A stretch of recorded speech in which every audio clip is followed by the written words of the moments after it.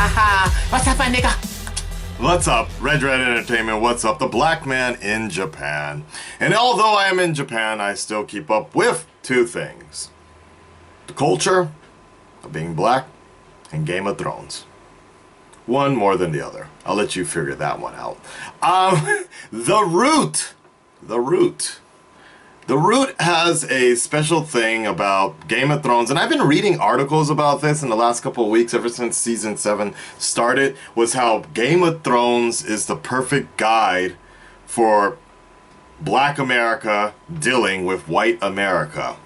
And segregation issues aside, it seemed kind of funny, but they actually put one out, I guess, in video form now, so let's take a look what it's all about. Might be educational for all of us. Here we go. Every black person in the world should watch Game of Thrones because Game of Thrones gives you everything you need to know about white people. All right.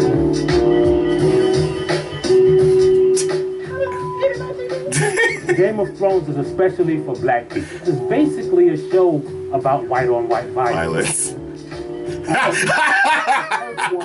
A bunch of different gangs who all want to win the ultimate prize, the Iron Throne. Yep. There's one thing you know white people love more than territory. It's thrones. Jay-Z and Kanye love thrones too.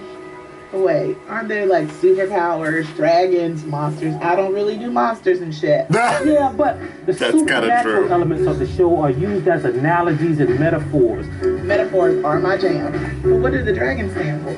Of white privilege. And the monsters? Oh, they're metaphors for white people. What?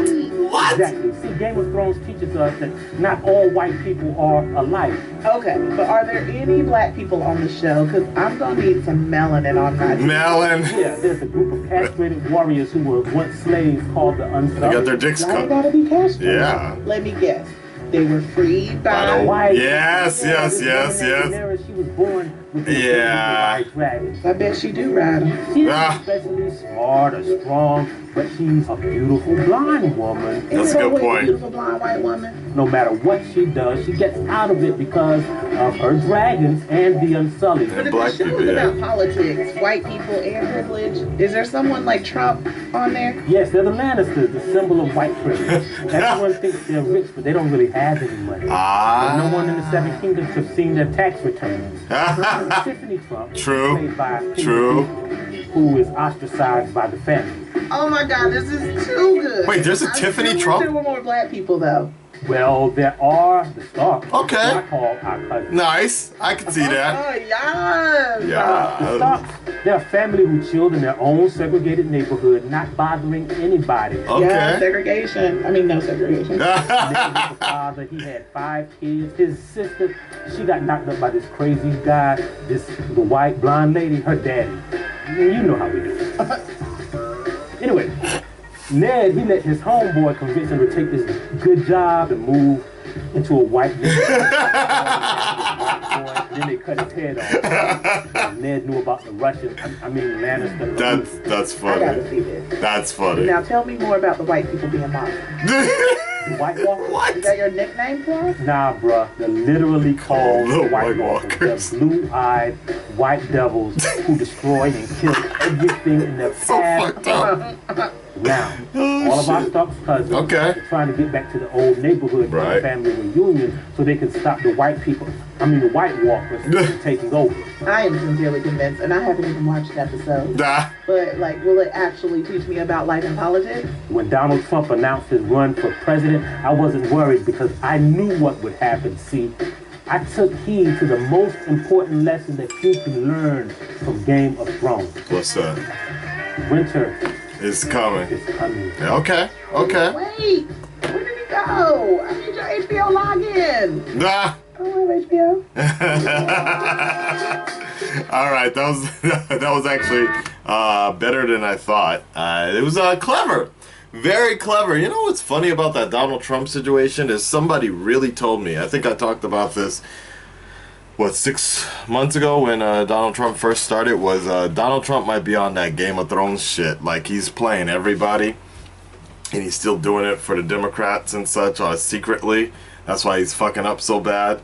Like like, I don't know. So when somebody was like, man, you can't grow up in New York and be racist like that. There's no way you can live in that neighborhood and be racist.